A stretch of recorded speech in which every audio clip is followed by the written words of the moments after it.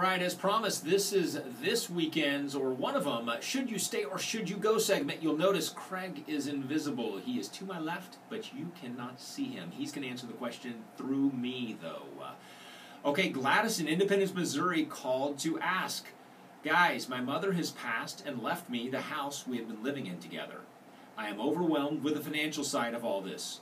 I have good credit and can get a loan on the house, but my question is, am I better off selling the house and starting fresh, or will refinancing the house be reasonably simple?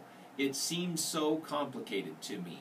Well, Gladys, thanks for the question, and there is no easy answer because we don't really have enough information.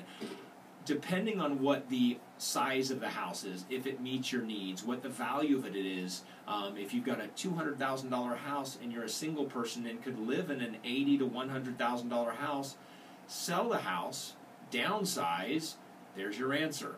If this house meets your needs, don't be overwhelmed by the paperwork. It's fairly straightforward, especially if you're working with a mortgage planner.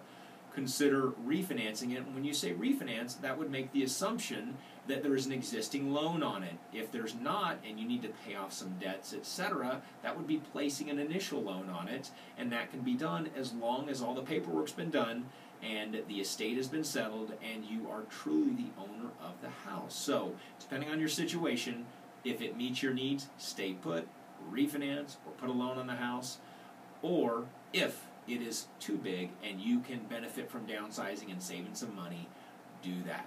Sell it. Thanks for tuning in to Life as You Own It. Remember to check out every weekend show, Life as You Own It, on LinkedIn. Shit, you'll have to edit that out. Just stop it.